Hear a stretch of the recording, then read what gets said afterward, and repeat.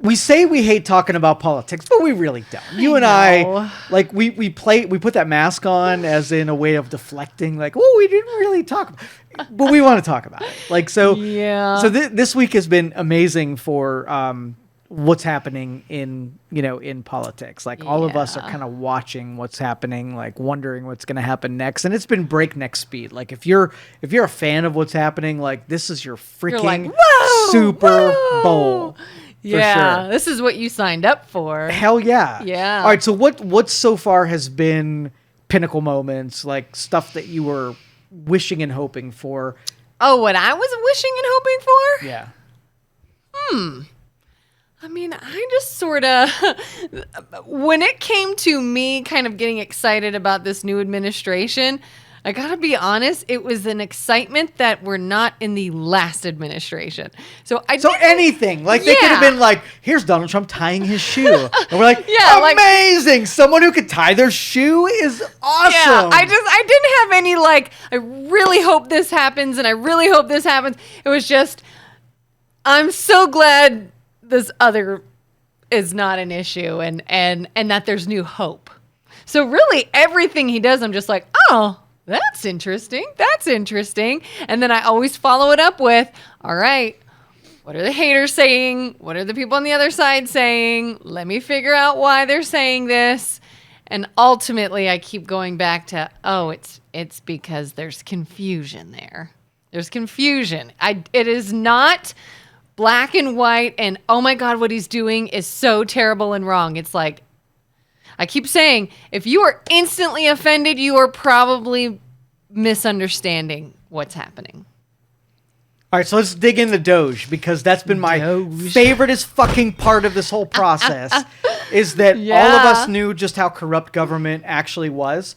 And when DOGE digs in, they actually just confirm everything that we were hopeful that we were completely wrong on, but we're kind of certain that that's the way things freaking worked. Yeah. All right, so if you like government, then you hate life right now, right? Because all it really is a game of corruption where a bunch of people who are above where you're at in your lot in life, and they are enriching themselves with every fucking dollar that comes out of your paycheck. Like, I pray that one day everybody will have to write one yearly check to what they think the government, requires them to make. So when they see that big bulk check, because I want everybody to say, all right, I'm willing to do it because I love my country. And I'm going to watch every penny that you spend to make sure it's exactly the way that I would frickin' spend it. Yeah. And for these douchebags to spend your money so flagrantly on things you would never in a million years spend your money on, I want that to be the worst moment in every taxpayer's life, to see how stupid they are with your freaking money. I heard, I don't know if this is true, I never actually read anything, but somebody said that we were spending like a crazy amount of money on specific K-cups. Did you hear about this? One of many.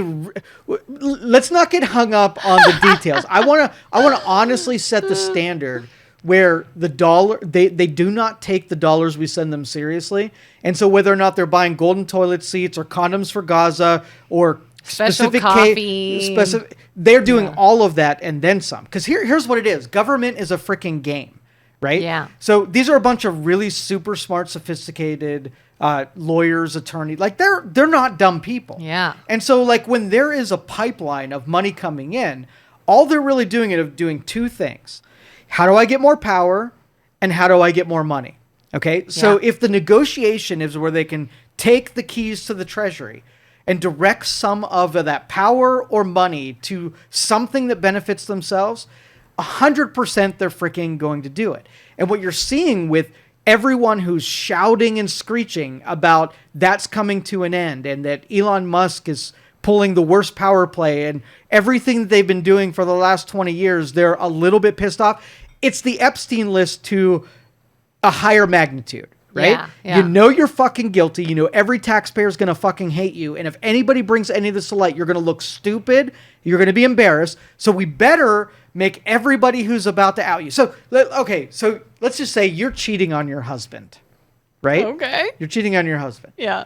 and your husband grabs your phone, right? So now you're fucked. I'm like, You're fucked, right? Yeah. So what's the first thing that you do? Like, you're pissed that he doesn't respect your that's privacy. My privacy. You what can't are you touch doing? my stuff. Privacy? Don't look through my phone. Okay, so the first level of grieving is going after the person who obviously had some suspicion, wants to know. You're innocent, and you're like, go for it, bitches, right? Yeah. Take it, look at it. I play a solid game, and whatever you find, I'm going to be able to stand behind. Yeah. The people who have something to hide do what every Democrat in government right now is doing. How dare he look at that? He's stealing my social security number. The gaslighting is going to be... This is so not important. Why are Don't we look wasting at that. our time Don't on look this? at that. So Yeah. that's why I say I don't want to get hung up on the K-cups or the golden toilet seats or the condoms for Gaza, because that is just the fruit of everything we knew was going to happen.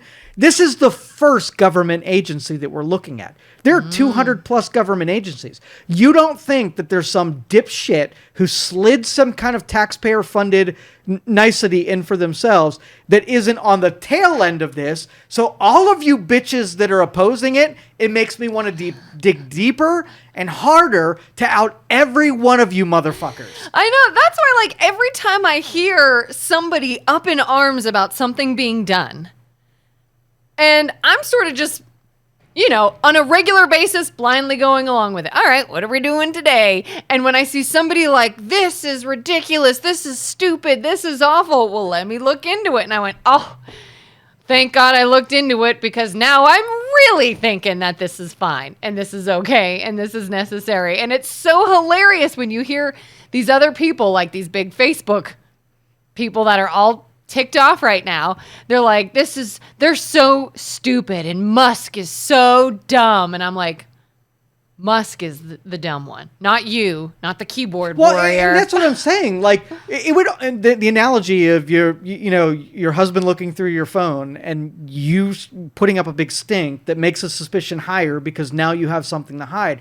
There are people who aren't involved at all. Like, it's not you, it's not your husband, and it's not your phone, but they are laying down cover fire for you. And I don't quite understand that. Why, if, you influencer person who's not going to be found to get, that have gotten some kind of ill-gotten gains from government, somehow are laying down cover fire for dipshit over there who's stealing from taxpayers and doing something that taxpayers would be we would be so annoyed with the people that are spending our money. We would say, fine, I'm not fucking paying taxes anymore until you guys get off your yachts and get off your spending and get off your bad decisions, make better financial choices, or I'm not paying another freaking dime.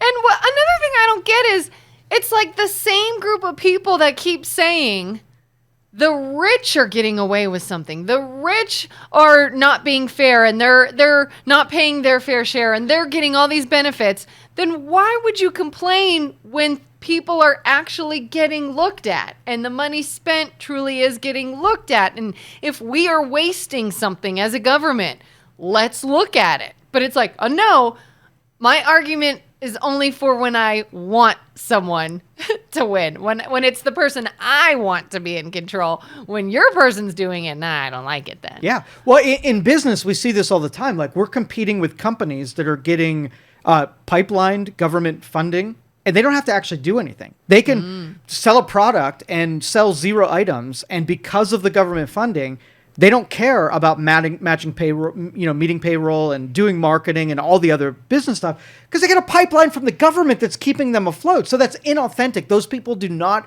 deserve to exist in the marketplace. Yeah. But I am competing against someone who doesn't have to care about actually putting a good value, putting a good product, and following all the basic rules. So the unfairness is that you had half of the marketplace just completely fiction.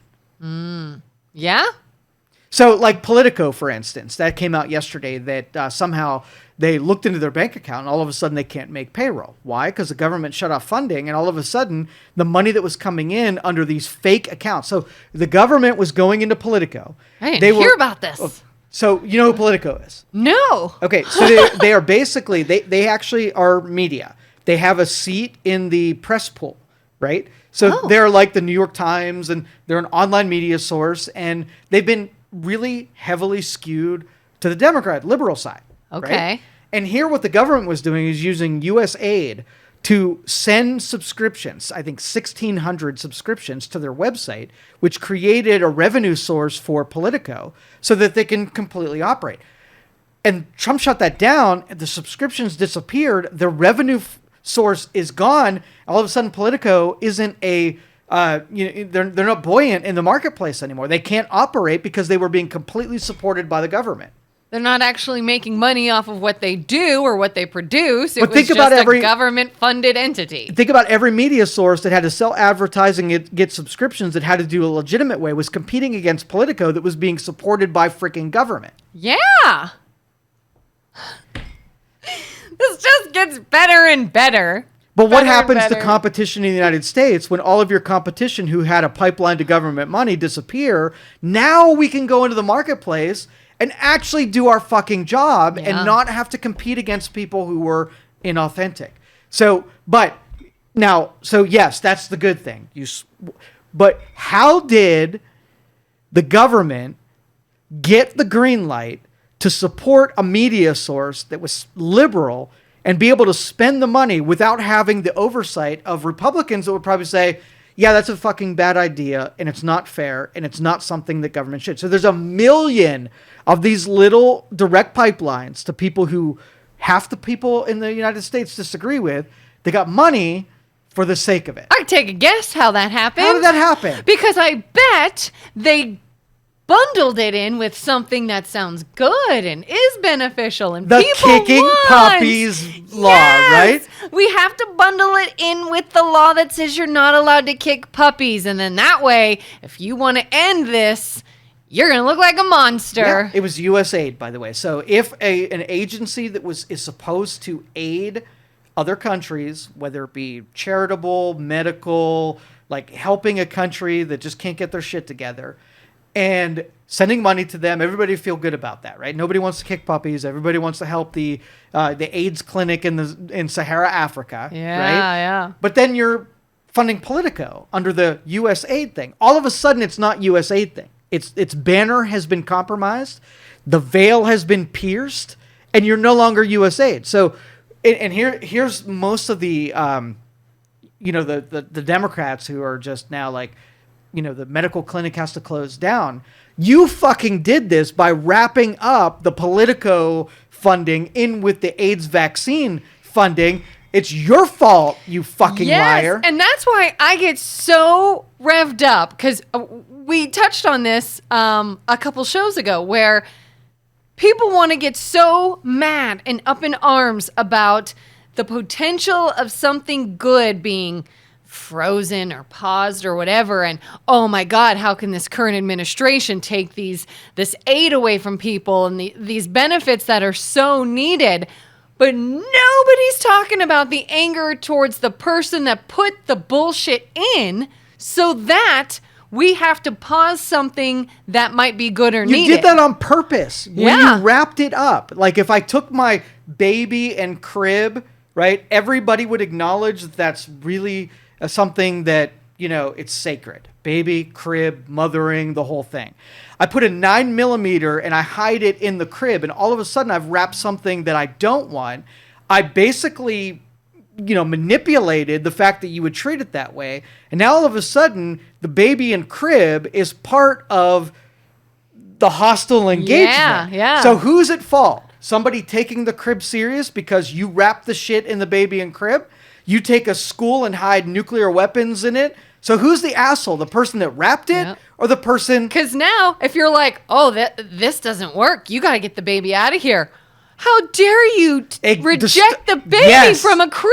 But they do that on purpose. You're the asshole. Yeah. And it's like this in so many things that Trump is doing. So many of them. And the best argument, too, I keep hearing is anytime someone has a reason, oh, I can't believe he did this. Well, do you know why he did this? Because in this instance, this happens. Oh, that doesn't happen. Well, That's what I'm hearing. I personally know someone that happened to.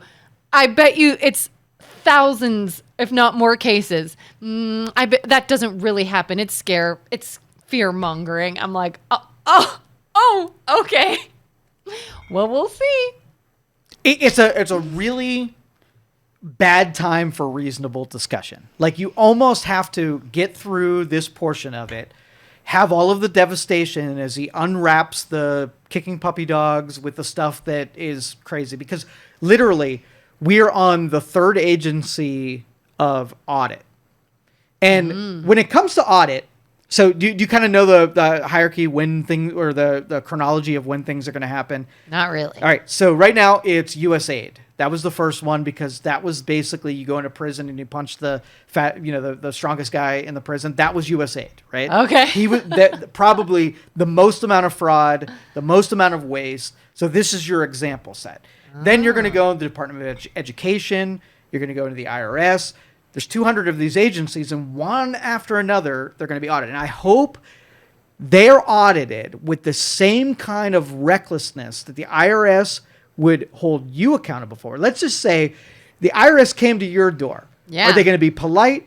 Nope. Are they going to not be considerate? I bet you they're not even going to care how accurate they are. So They're when just gonna be Elon like, Musk "Nope, we're goes doing to our your thing." door and audits you, I hope he pays you the same respect the taxpayers get paid, where they threaten you, they scare you, they own you, they have Yep. all power over you. So I don't want you saying, my civil liberties have been violated. Fuck you and your government agencies, and this is how you treated us. So enjoy Yeah. it, bitches.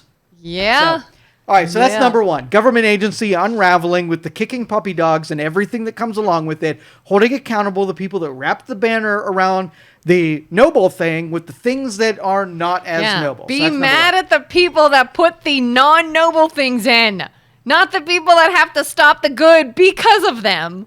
Makes no sense. All right, second thing is the buyouts. You had a bunch of federal employees that were at home since COVID, and they're just working the system, Yeah. collecting the paycheck. The offer was put out there to buy it out. You get 8 months of pay, and you resign. That's the deal. 40,000 federal employees have taken the deal to get bought out of the system. Many more are scared, right, that they are next going to be found and they're going to just be fired. They didn't take the original deal. So there's chaos within federal organizations that someone's gunning for them. Because I want them to get that feeling. They should not feel safe. They were working. Again, taxpayers just want good value for their dollar. If you're fucking us over and not working and not giving us good value, you should be fired just like any other place in the marketplace. You're not special. Yeah. Yeah. It's so funny. This I need a drink. Like, you want a cup? Yes. Yeah. Because I have a toothache and that'll help. So this story is going to sound terrible, and I don't mean it to, but I'm going to tell it anyways. I'm in this workout group full of women that all basically work out virtually with a trainer on the internet.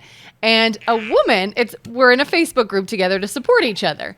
And she just recently posted, she said, because of this new executive order, I now have to leave. I can no longer telework. We are required to go back to the office. Thank you. And I am so upset because I was able to do my workout from home during my work day.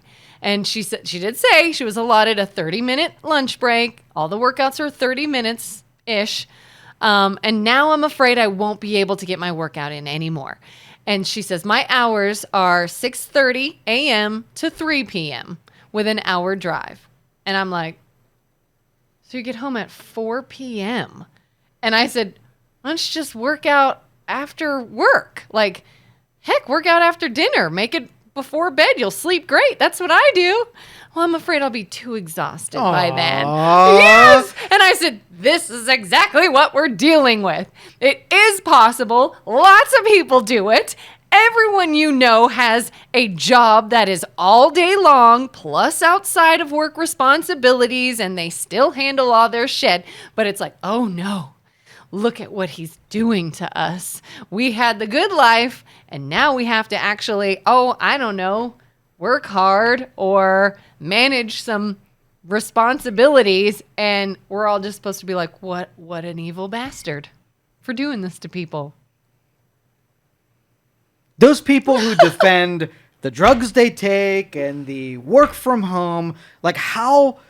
I just don't know how you are so entrenched in the getting something for nothing culture. Yeah. I really don't know how you can sleep at night knowing that, you know, you shit on company time and somebody paid you to do something that they shouldn't, when you would never in a million years want to be treated that way. You would never in a million years, while you're paying someone to mow your grass, to watch them while they're on your meter, taking advantage of you in some way. That it just defies logic. I feel like some people must think that, especially maybe if they work for a larger company, maybe more so, I'm not sure. It's like they think that they are owed something and the company can foot the bill. It's like, well, you make so much money that I can take a few liberties. You can pay for me to slack a little. You can pay for me to maybe miss a few things. You can pay for me to leave early. You know, I need a work-life balance. Life is not all about working until you die. And you make enough that it's not going to hurt you if I slack. 100%. And then you're like, well, here are the ways in which it actually does, in which it really does cost money and puts my business, aka your job, in jeopardy, and then you're the asshole. Yeah. Well, it's that entitlement where if you have like government employee, they're like, I make $60,000 a year and I'm watching these billions of dollars flow through here. Look at all that money. They're not going to miss me making $125,000 if I segment something out. And so like you get a little jealous and a little envious of something that is not you. And if you're able to craft it so that like you can just direct a little bit of that cash to you, you don't give two shits unless somebody comes around and points and says, okay, what if somebody did that to you? Would you feel good about the transaction without being able to say, well, they make more than they need, or the government has more than I'm making? None of that would work out in the overall logic. Yeah. Nobody would like it. Nobody would prohibit. But that's what government's become, is this big beast of nothing but corruption. I honestly think so government efficiency, if you were to put a rating on it, and you would say $1 goes in the machine and $1 of value goes out of the machine. So a 1-for-1 would be 100% efficiency, right? I bought a thing. The bureaucracy that's created, I would give about 25% efficiency. You put $1 in, right? So you're at Chuck E. Cheese, right? You play the game, you get the ticket, and you're like, I put $100, and I take my tickets in at the end of the day, and you get 2 Twizzlers and a Tootsie Roll. And you're like, wait a minute. Wait a minute. There's some loss here. Wait a minute. I played the game. That counts for something. Yeah. But $100 worth of Twizzlers would look much different than what I got, which is 2 Twizzlers for 100 points. That's government in a nutshell. Yeah. And I don't think you ever get something like government to be 1-for-1, because, but taxpayers, what would be reasonable? 50%? You put in $1 and you get 50% worth of value? Even that feels a little low. Yeah.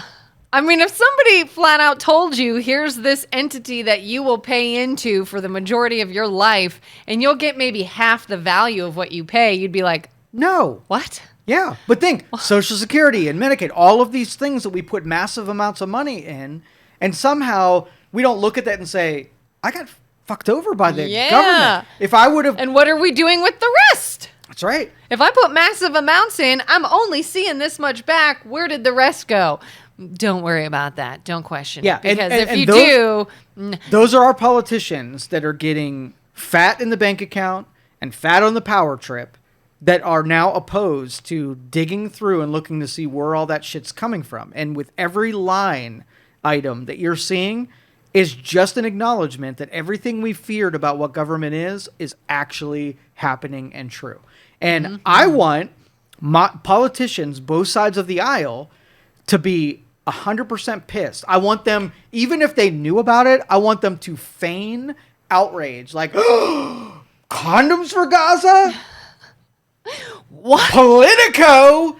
This seems like a fucking bad idea. Yeah. Right? Yeah. Do we know? Are we able to know who specifically? I mean, obviously, you might know the party, but who is putting these things in? Okay, so I had a discussion over some bourbon and a cigar with a lobbyist.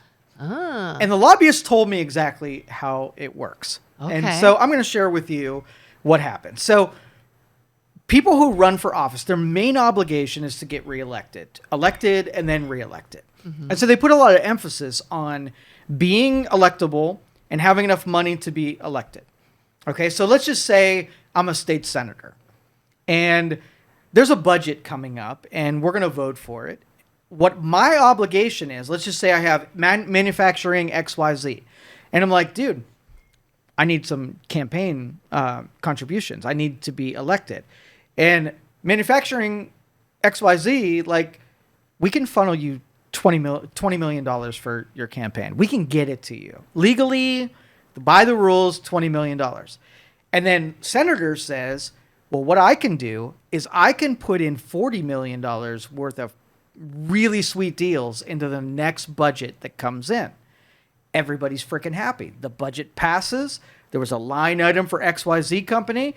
They get a benefit, right? Mm-hmm. And now everybody's happy. I got $20 million for my campaign. You got $40 million for the business that I packaged into that omnibus budget, right?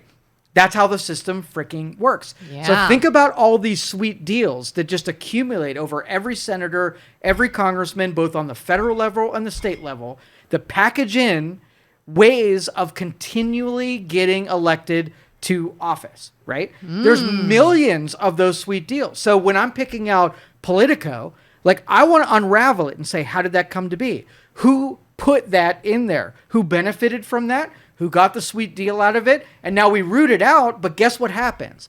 Let's just say in the future, someone audits that out and saying, XYZ manufacturing, we don't need that business. We can bid that out and get a much better deal for whatever. So they rip out the $40 million. They already gave the $20 million to that person. How pissed off are they that they got killed, right, on that thing that they thought they can slide into the budget, get paid on it when they already paid for the congressman's or the senator's congressional race? And then I wonder, you hear a lot about, a lot of people on the other side want to accuse Trump of firing anyone who speaks out against him. Could it be that this is a perfect example of, here's why you're being let go, you're freaking corrupt. Like, you are making these terrible deals. You are sliding things in under the radar to benefit yourself. And if you are a member of maybe the opposite party of Trump, well then, oh my gosh, Trump's a jerk, hate the party. But if you are a member of his own party and he's like, I don't want you over here because you're corrupt, it's, well, now he's firing everyone who speaks out against him. There's always a way to spin it to make someone look like a bad guy, regardless of who it is. But people want to just believe he's doing bad things for no reason whatsoever. Well, and that's the principle in this that I hope and I don't have a lot of faith that the principle will reign. Do you think Republicans are equally as guilty of all of these things? Oh, absolutely. I'm sure. Yeah. And do you think that when you're rooting through the budget that there are going to be repercussions that Republicans are like, absolutely. Just like if I was like, I want the Epstein list to come out and I want everybody to be outed for really terrible behavior.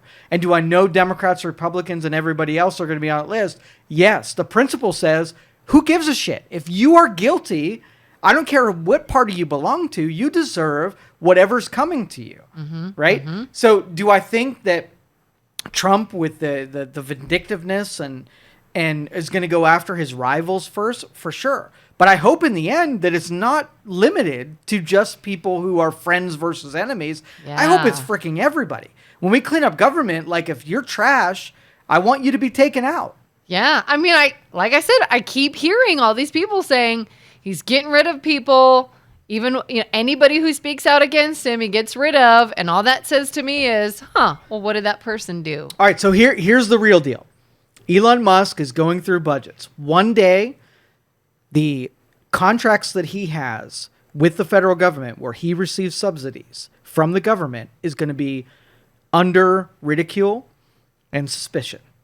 I have a quick question. Has Elon Musk been officially appointed a particular position or title? It's a good question. It is sort of like an advisory role to the president. And because I notice he's not at these like Senate confirmation hearings. But they have called him in to testify on behalf of.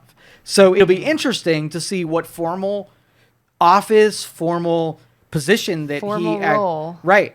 Okay. Now, because you got to think about it. If you're a reasonable person, let's just say this was reversed and this was all Democrats. Would you want the Democrats to be able to bring in an outsider that has such amount of sway and power to do the same thing that Elon Musk is doing in the opposite direction without oversight for some kind of, audit, so somebody paying attention to it? Because even if I think his motives are noble, what if they weren't? Would I want somebody to be able to say, stop that, right? You have too much power and you have too much control. Let's tether this and have control of it. Yeah, because I keep seeing these things. Devil's advocate, a lot of people will post, we didn't vote for Elon Musk. That's the bureaucracy. Right. But that makes me wonder then, okay, but how does he fit in? And what is his role? And what is his official, I guess, role? And yeah, so if you said, okay, nobody can participate in government unless they were elected official, and every NGO disappears, every advisory role disappears, it's only elected officials allowed to do their thing. Would that be a blessing? Would that be a net benefit for taxpayers where you're not allowed to engage with people who weren't in an elected role? I would say probably not, right? But if that was the principle, make it 100%. Make it all disappear tomorrow, and make it sort of like all through legislation or nothing through legislation, not sort of like this hybrid between the two. Yeah. Yeah, I was just curious. I feel like I interrupted where you were going. No. Okay.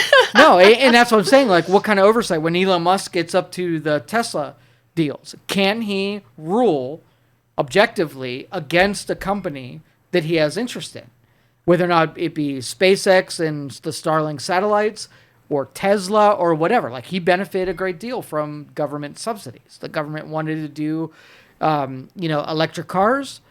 So they offered the subsidies to electric car manufacturer. He benefited from that subsidy. Yeah. Now, how would he rule on that today? Could he be objective about it? And that's the real test of this, whether or not he goes through those line items and say, mine's special. Mine is something that I'm going to treat differently. Yeah. Or he's like, yeah, that sucks, and I'm canceling that one along with the rest of them. Yeah, because I feel like we saw something similar. Did you watch any of the RFK Senate confirmation hearings? They were talking about did he in any way financially benefit from any of these lawsuits and things of that nature? And I feel like he started, because they're constantly cutting him off.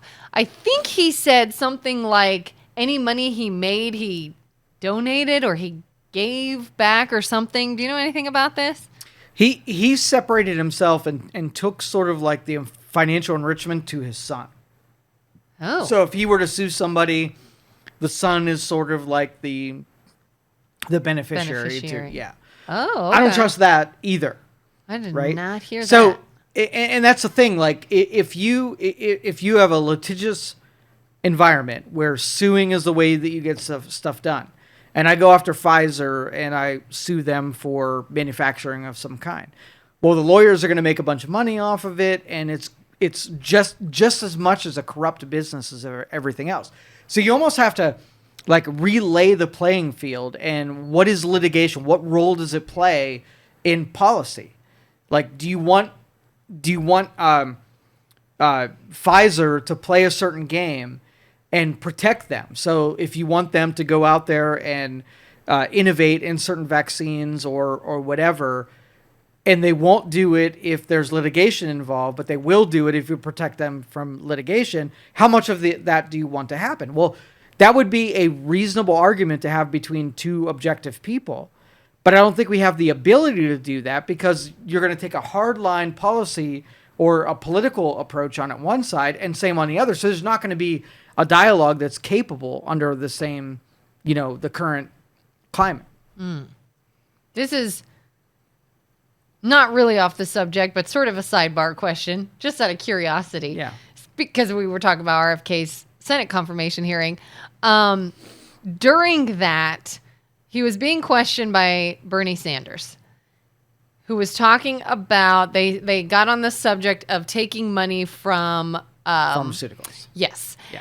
And Kennedy said, Bernie, you took like the most money from pharmaceutical companies. And Bernie's like, no, I didn't. No, I didn't. I took it from the workers. The workers. And I'm like, wait a minute. He didn't take it from the boss men of the pharmaceutical. He took it from the pharmaceutical company employees, the hard workers. To you, is that the same thing? Or are you like, okay, well, that's different. And why? Again, there's very sophisticated people that will get money to the person that's doing your bidding.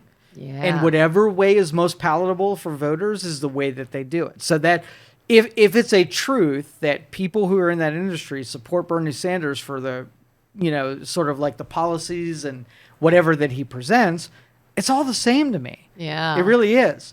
Like, honestly, I think, before this segment of time, it used to be like the dark money and the soft money of how these, again, there's two parts of this. Politicians who use money from different industries to get elected, and then the way that they enrich themselves by the policies that they put out there. And they will go to great lengths to be able to take money from pharma, even if it's through individual donors. So play it out, like waterfall it. If I take, and let's just say there's a limitation of $2,000 per contributor to my campaign, and I get 1 million contributors of $2,000 apiece that all work in the pharmaceutical industry, isn't that not the same thing as one big donation from the brass or the leaders of it? It's all the same. It is from the pharmaceutical industry, and it shouldn't be treated any differently. Yeah, because I was like, wait a minute. What's the difference between somebody maybe on this level of a pharmaceutical company or on this level of a pharmaceutical company? Is that not still pharmaceutical company money? Yep, just wanted to make that point. You and I will make that distinction. Yeah. And okay, so yeah, how dangerous do you want to be? Very dangerous. Okay. Pretty risque? Yes. Pretty, what's the word? Controversial? Yes. The social issues that are basically being addressed now and executive orders, that's very divisive, I feel like right now. In fact, probably more so than anything else, at least according to my Facebook friends, the social issues are what's getting everyone. Give me an example. Well, I just watched him sign an executive order to ban transgender men from being in women/girls sports. Yeah. So let's talk about the trans issue. Do you think that's a good thing? Yes. I do too. But let's be devil's advocate. How can we be devil's advocate on this issue? Because I try to, and I'm struggling a bit. So most of these issues are, you can take sort of the personal side of things, the libertarian side of things, and say, like, leave people alone and let people live their life and let people do their thing. And then you sort of have the policy and public side of things where, what do we want to advocate for? Okay, so do we want to, and it's a 50-50 split whether or not you feel like the advocacy has a natural good to all people. Mm-hmm. Okay, so you take the 20-year-old swimmer who's dedicated their life and they see a male come into their sport and dominate them, and how much wind would that take out of your sails in order to see somebody who doesn't follow the rules take from you what you're due, right? Yeah. So that part. And you take somebody I don't know, you don't know, like science doesn't know how much of this stuff is authentic and natural and how much of this stuff is just social contagion. And because we can't get an answer as reasonable, normal people, are we talking about like 10 people or a million people that are in this group? Yeah. And how much attention should we pay to it? Yeah, because I mean, you hear things too, like how big of an issue are these issues, or is there just a big spotlight on them to evoke emotion, divide people on it? And yeah, I've been sort of really not. I recently I have started to try to deep dive into this one simply because people can be so divided on it. I think because of the media. We'll get to that. Yeah. For example, Trump, I guess I saw a headline somewhere that he banned allowing anyone to put their pronouns in their email signature. I don't care if someone's pronouns are in their email signature. I just don't. This is my personally, I don't care if you were born a male and you want to be called she, her. Fine. I don't care if you're a woman and you want to be called he, him, whatever. I will be respectful and I will do whatever your personal lifestyle choices have said you want to do.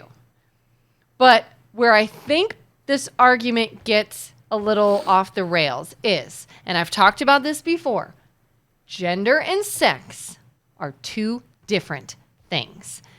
It is one thing to say, I feel very feminine as a man. If you came to me and you said, I feel very feminine, I'm attracted to men, I love wearing dresses and women's clothing, I want to be a her and she, and this is just how I feel, I would be like, you do you. Okay, whatever you want, I will be supportive. But the moment you say, and I want to use a women's restroom, and I want to use women's homeless shelters, and I want to play women's sports, and that's when I'm like, but do you realize that your physical makeup is, in fact, different? And when people started saying that one party was spreading a bunch of hate to these transgendered people, I went to the actual information on the White House's website and what they actually said. And funny enough, stated, sure enough in there is they are talking about sex, which is different than gender. And I'm like, hallelujah that they clarified that. Because I think people are fighting over a fight that is not necessarily being looked at in the same way, if that makes sense. Am I making any sense? Yeah. Okay. So this brings up the word compelling, compulsion. What can I make you do versus something that I market to you to do? Can you love me or can I force you to love me? That is the overall question. So if I don't want to, right? If I don't want to subscribe and you haven't brought me over to your side, my liberty and my ability to say, I don't care. Like, go do your thing, but you cannot make me adhere to what you think I should do. Right. Right? Right. It's your objective should be to bring me over to your side, but if I don't want to, F you. Like, I can do whatever I want because I'm a free, independent person. So which is more important? The advocating for something that is outside mainstream. So you're a groundhog, right? And you feel like that's your identity, and you have to bring me over to being a groundhog. And you might have a great argument for being a groundhog. And I might feel like I need to be polite and say, you're groundhog ship, right? Mm-hmm. But also, you have to respect the fact that I don't want to, right? And are we a free people that are able to come to our conclusions without your ability to circumvent my free will and saying that I have to do something against my own will? Right. So that is the overall principle. Yeah. I have a family member who's a teacher. And I remember this was a while ago. She was saying, she's like, this is just, school is getting crazy. We're having arguments now about we're supposed to change the pronouns of these kids and I have to call a little boy a girl and vice versa. And she's like, why is this even an issue? Like, you're there to go to school and to learn and to do your homework and to why is half my day based on what I'm going to refer to you as? And I get that point. I get it. Because while I could say, look, if you want to be called she. Groundhog. Yeah. I'm groundhog. Yeah. And I will be like, you know what? Fine. I'll call you she and I'll go about my day. And that's your choice. Right. It should be a choice. But if somebody says, no, you have to call him she, you have to do this, then I'm like, why is this a thing? Why? Am I required and that's the thing. Like, to? okay, I'm 5'4", right? I don't like being 5'4", so I want to be 6 foot, right? And so I want to tell you that I carry the presence of a 6 foot tall person. You have the choice whether or not you acknowledge what I really want out of things, and I'm a 6'4", 6'4". I'm 6'4" sounds good. But what if you don't want to? What if you're like, no, the data says that I'm 5'4". Yep. I measured you and you're 5'4". Right. You have the ability now to say, okay, I'm very sensitive to my height. I don't want you to call any attention to my height. And you just be completely neutral on whether or not you make me feel badly about my height, or you give in to the fact that you want to refer to me as something that is absolutely not. But that's your choice. I have to buy you into the fact that whether or not you're able to suspend your observation. Yeah. And I can stand next to something that is 5'5" and be equally as tall as it, versus you saying, I'm not going to point out that you are as small as a mouse.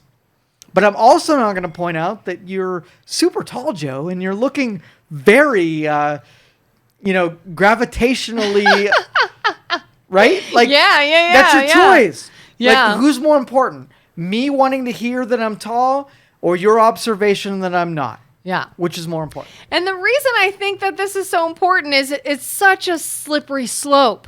And, oh, God, I'm going to get hate for this. Do it!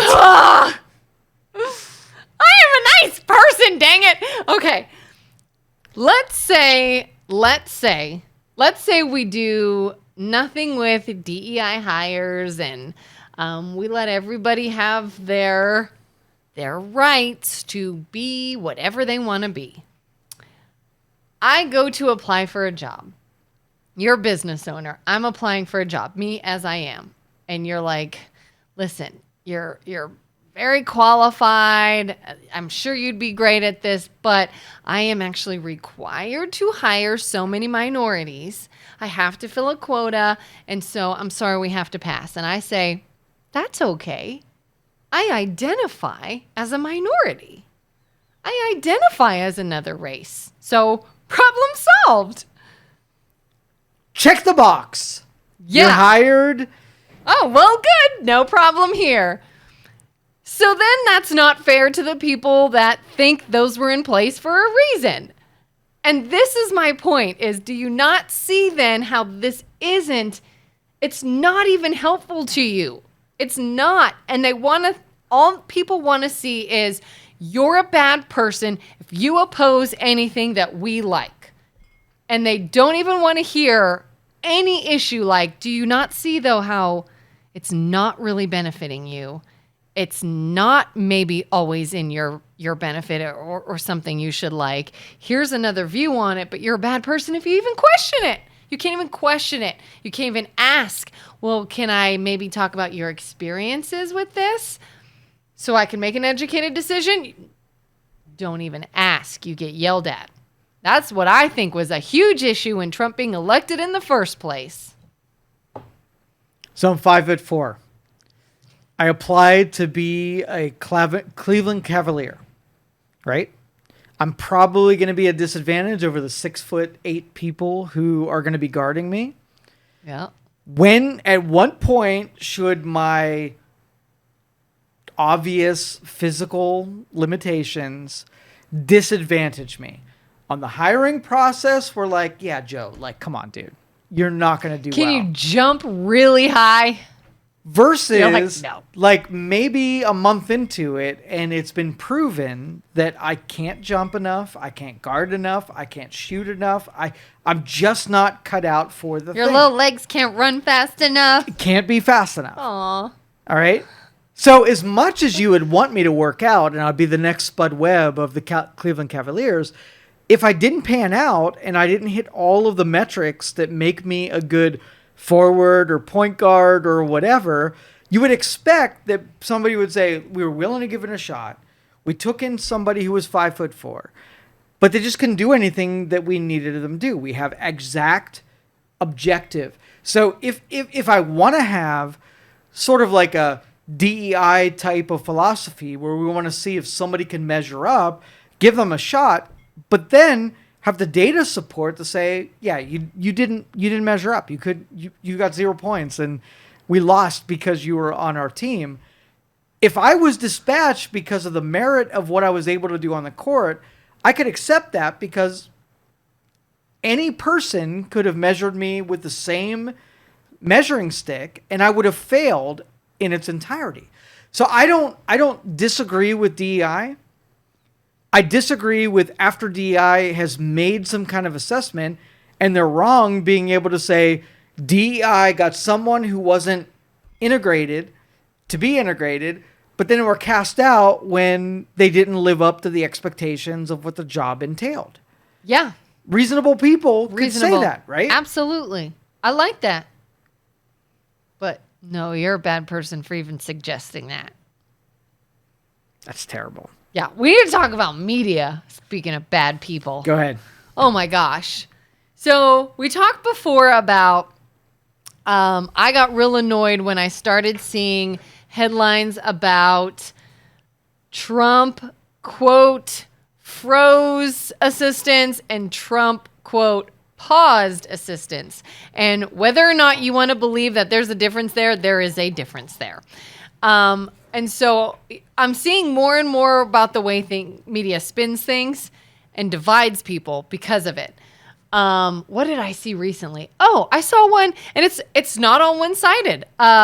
Recently, I saw a headline that said, Waltz comes clean about his true feelings of the election results. Comes clean? What happened? And I read it. All it is him saying, obviously we're disappointed.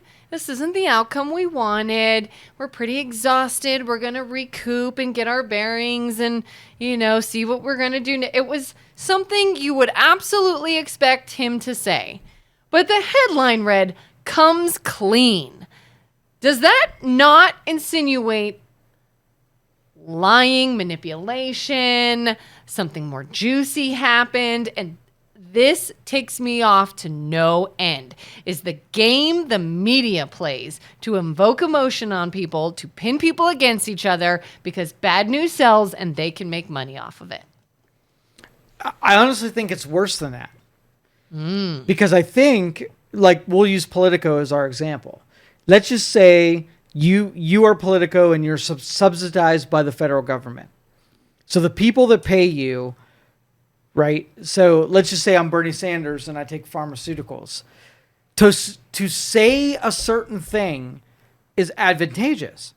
You get more money if you say the right thing. So if I set you out on the streets and the person paying you, would you be able to say something bad about them? So if a news reporter was getting paid spokesmanship from a certain company, so John's Mexican restaurant was paying you to do commercials for them, and then a news article came out that John's Mexican restaurant had health violations, would you be eager to report or able to report the news story that was non-complimentary to John's Mexican restaurant? Or would you be like, that threatens the money that John's Mexican restaurant pays me as spokesmanship, so I got to be really even or slightly biased in what I say about John's Mexican restaurant. Yeah, 100% there's bias there.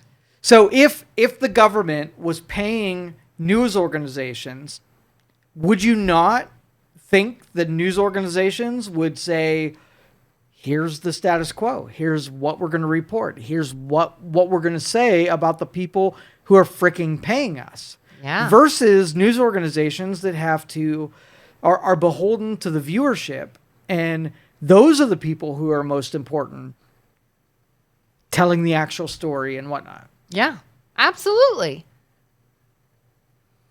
And so I keep trying to tell people, I keep trying to think of sources of information that you can actually get good information that are unbiased. I posted something on Facebook one time. Oh, it was I was talking about how I used to hate Trump, and then I got more information, and now I don't hate Trump. And everyone's like, oh, I'd love to see this information you got. And I'm like, okay, well, where do we start?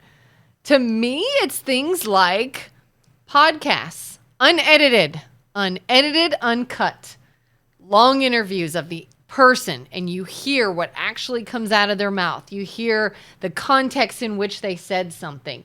You see unedited video clips where you hear the question asked and the answer in real time. Because, yeah, there's so many, again, it's not one-sided. They do it to the left, they do it to the right. But the more I dove into it, the more I was like, they do it to both parties, but dare I say it is done to one more.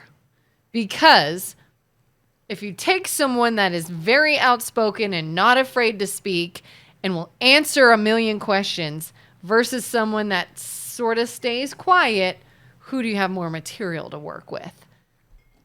It's frustrating. So, process of elimination. So if you take a news outlet and you listen to the actual speech or, the hearing, right? Mm-hmm.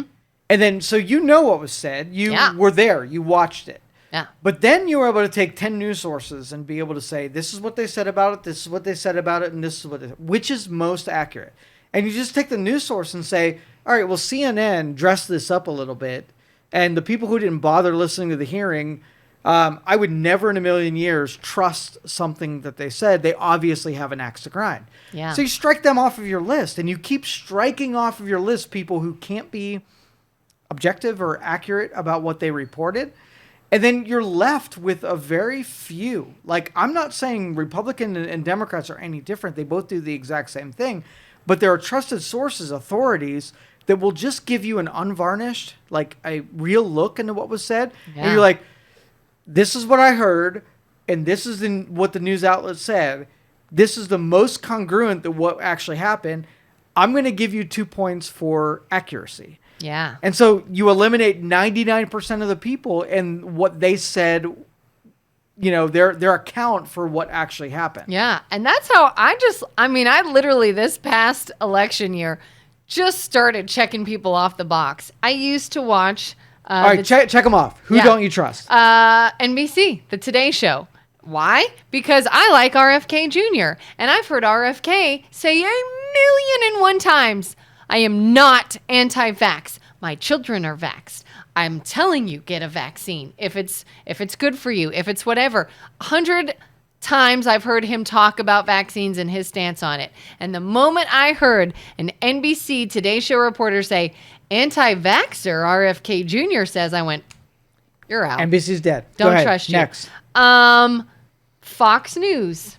Kamala Harris. A couple of things that they claimed she said. Tim Waltz, they claimed she said. I went and I watched the actual video of it, and I was like, don't do that to her. She didn't say that. That's not the context in which she said it. There was a rally. There were Trump supporters that came to a Kamala Harris rally, and they started yelling things about God. Because they were there to harass her, she said, you're at the wrong rally. And all the headlines read, Kamala Harris hates God. Kamala Harris hates Christians. Kamala Harris says Christians are at the wrong rally. If you like God, you're there. That is not what she meant. You're gone. Can I make a prediction? Yes. Every mainstream media source is shit. And you have stricken them all from credible sources. Am I right? Yeah. Okay. Yeah. Because I'm right there with you. Yeah. Like, there are certain people that I will follow. And this is sort of, I hold them to the same standard that I do politicians. Like, for instance, what's the dude from Pennsylvania? He wears gym shorts and a hoodie. Like, what the heck is his name? I don't know. Anyway, he was just elected, and he was one of the sole Democrats that voted for one of the confirmation hearings. But anyway, this is the end result. If somebody breaks out and says something complimentary to the person that they oppose, I trust that. Because everything in them was like, party line, Yep.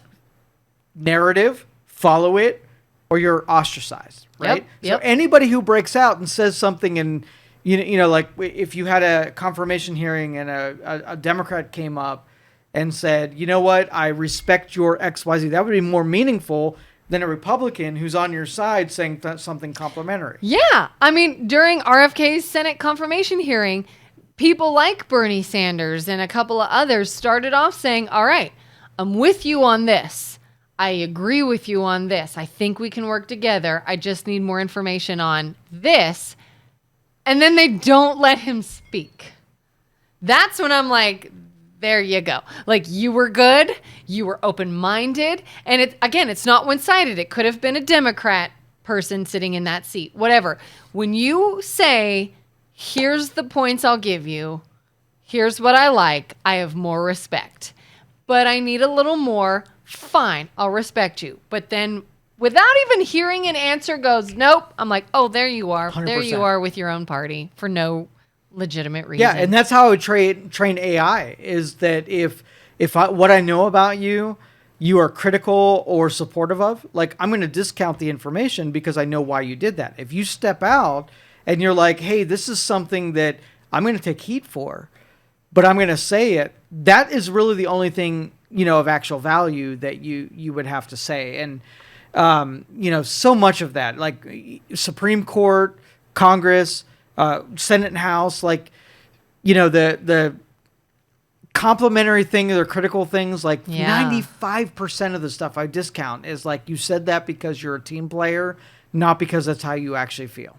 It's almost to the how heated it gets. Whether it's someone actually in a Senate confirmation hearing or on Facebook.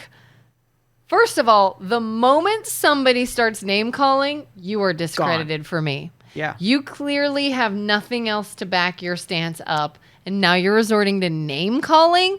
That shows me you don't know as much as you claim to. Anybody that immediately gets angry instead of trying to have an understanding conversation, you're discredited for me. And I saw that a lot with this too. And I think a lot of people that were on the left that started to go either middle to middle right were those people that were, I tried to have an honest conversation about viewpoints, and all I got was anger and flack for it. To me, those sources are discredited, where if you even get questioned and you can't handle the question, clearly there's something there that I don't trust. Tariffs. Let's talk tariffs. Ooh, tariffs. I just saw such a good video on Instagram about tariffs. Do you want to hear about it real Bring quick? it. So I don't know who the guy was. I don't know who he was. I was Instagram scrolling and it came up.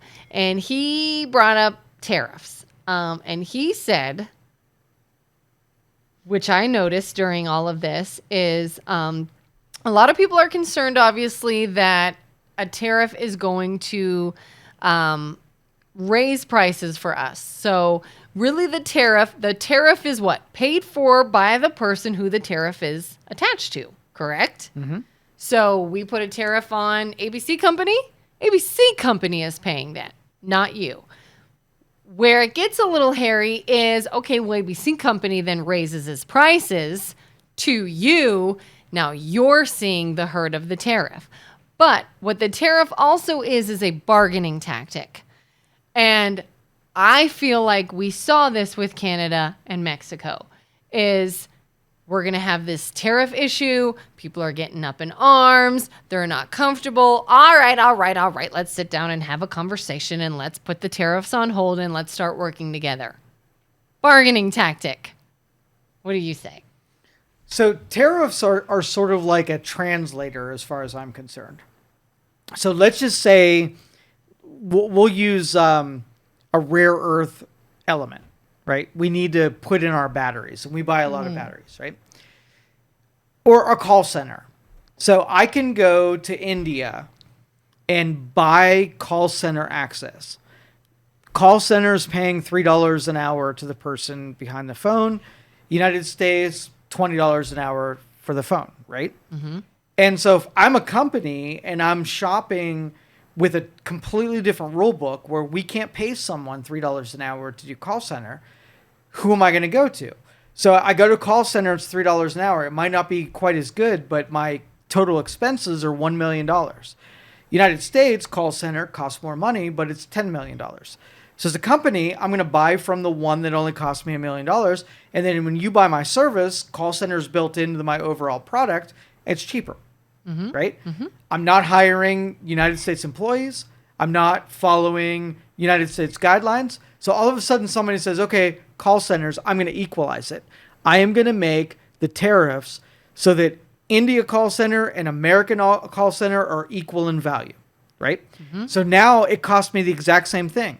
India is no longer cheaper, and it's a subpar product. Mm-hmm. So what am I going to choose? Bring it to the United States where I'm paying the call center the exact same amount that I would on the other side, or continue shopping India and paying the exact... It makes sense, right? Mm-hmm. So if my money's going outwardly to India, right, now it no longer is, and I'm paying someone local. So someone with a spreadsheet has to say whether or not now when you buy a Dell computer and the support is all United States based and it costs 30% more, but the dollars stay here in the United States, is that a worthwhile pursuit when you have to then take a local person who worked in Indiana with a salary that now got invented because I was willing to spend money in the United States versus India, whether or not the money that they spend at the grocery store and, you know, all the other businesses is worthwhile. Mm-hmm. Takes longer to take effect, but which would you choose? Is the lower price of the Dell computer more important, where I only paid $600, or the $800 computer that I had to buy now because of the tariffs, right? Is it more worthwhile? Economically, it's more worthwhile if you keep the money in your own country versus allowing it to go into India. So yes, we took advantage of low cost of labor in other countries.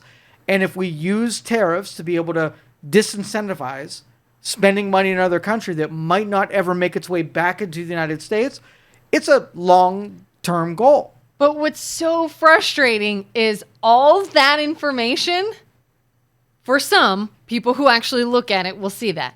But for a big part of the population, I think, all they will see is a report that says, you came to office, I pay more for this. 100%. So clearly your politics are wrong because I paid more for something. I want to pay a lower value even if I'm leveraging the low cost of labor in India, because it affects me and it costs more out of my paycheck to be able to buy the end result computer. Meanwhile, I was happier paying a lesser amount for my computer. Even if it meant you're supporting India. But I don't know why my local businesses are going out of business. Yeah. I don't know why. But then here's another thing that happens. So you're in power. You're doing everything you just said. All I see is now I'm paying more for stuff, and I don't like that. And if you lower my costs by doing that, all my businesses locally are going out of business now. Oh, gee, but you're in power. That must be your fault, right? And it's like all they want to do is look for how they can twist something to put blame on someone without seeing that, oh my God, do you actually see that there's a reason they're doing it and it is beneficial? Yeah. So, I mean, there's a mathematical approach. Like I said, the translation between equalizing the costs of what's coming in to give advantage to your own citizens and the own business owners, as well as reciprocal.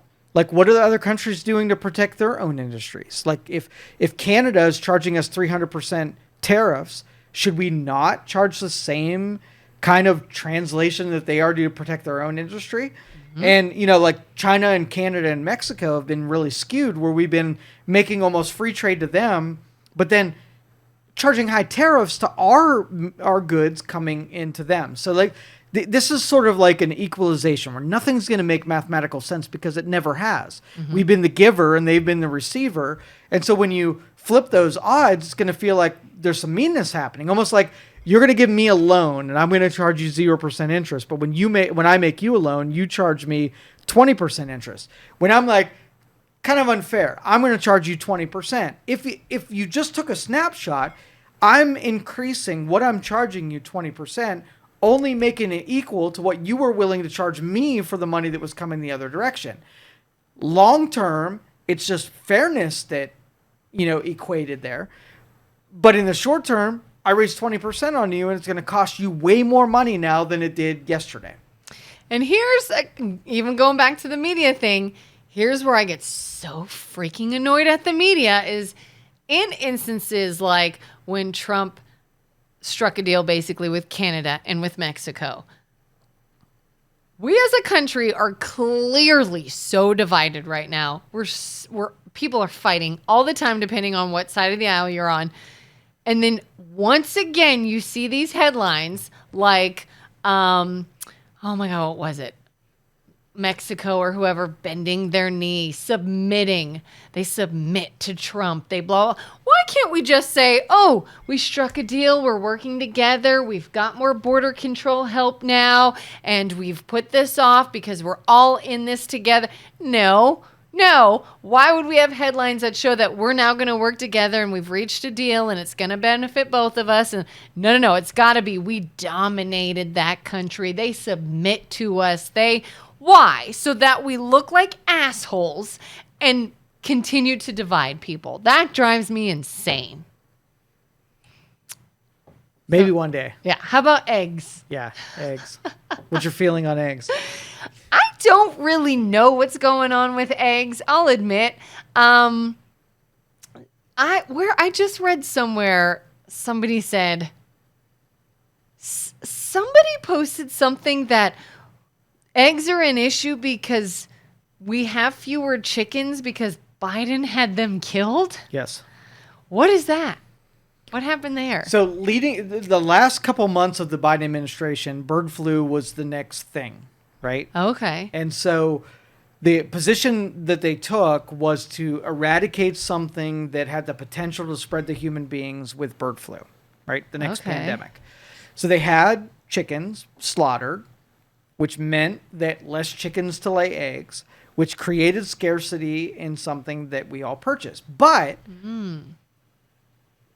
Trump made it a centerpiece where he said the word eggs. Like, if I wanted the opposition to not take beat on me and to, whatever, like, pick anything else. Like, blue cars. I'm going to make blue cars. If you don't think the outgoing administration is going to then take something like the hue and dye that creates blue paint and remove it and make it scarce so you have a harder time coming through on something and not embarrassing you. Yep. You don't understand the game that's being played. Yep. And so, of course, like, we took if you can both say I did something to save a pandemic from happening with bird flu, at the same time, I can take something that Trump said and make it something that it's a dangerous prospect. Why wouldn't you take it? Because you can always say, no, dude, I did not do it to make eggs scarce. I totally made it just to save you from the bird flu. Come on. That was a big fumble at the 2-yard line from the offense who overplayed their hand by saying specifically, I'm going to make eggs cheaper. And not making that a target of your opposition for making it really hard to make eggs cheaper. Yeah, I saw a video. I was watching, it was like a YouTube live of Trump's press secretary. I don't even remember what she was talking about. And if you watch it on YouTube live, people can write comments on the side. And somebody kept saying, how is this lowering the cost of eggs? I was at the grocery store. We're still paying too much for eggs. And I'm just like, what?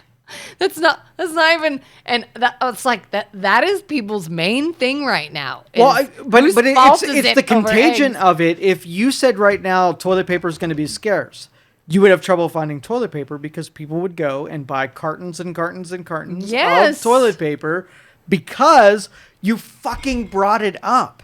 Yep. Like, if I'm a strategist, I'm going to say, I'm going to make the economy better because nobody can wrap their hands around the entire economy. You specifically say something and you have baited your opposition to make you look foolish by saying the thing, and they will go to great ends. You know, for instance, if you were to, but they have to have two sides of it. They have to have I'm going to make fuel prices lower. And then Biden sets fire to all of the fuel in the United States to make you look foolish. But they're going to take an angle like this fuel was compromised in a certain way, and I absolutely had to do it. So the people that are supportive are like, oh, he saved us from the compromised fuel that would have made its way into distribution. At the same time, like, oh, we took something that Trump said and made him look foolish, that now fuel prices are higher. It is the game that's being played, and these are very, very bad, corrupt people who are doing it. Yeah. And I don't have an answer on it other than stop electing bad people and make terms in public service very limited so bad people don't just, take an inventory of power together and be able to wield this kind of power. And that's why I get so annoyed with people fighting each other on Facebook or whatever. Everybody is fighting each other and calling each other stupid, like they know. Like, you know more than the person who's actually in the White House and deals with stuff. Or you know somebody who's actually talking to the people that control things. They're dumb, but you're not. First of all, humble yourself and realize, realize that, like, you're sitting home in Youngstown, Ohio. They're in Washington talking to the people, and you think you know more than them. You're just a fan, and you're in a cult. Get over it. Yes. Be objective. And because you watch a news organization that has been proven to spread false narratives, you know something, right? You're not biased at all. And then you fight with somebody else who sees something differently because of their experiences, but you're right and they're wrong. Why can't we all just come to the conclusion that these situations are perhaps more complicated than your own knowing of them? So maybe consider other point of views and realize we're fighting each other instead of the assholes causing the problems.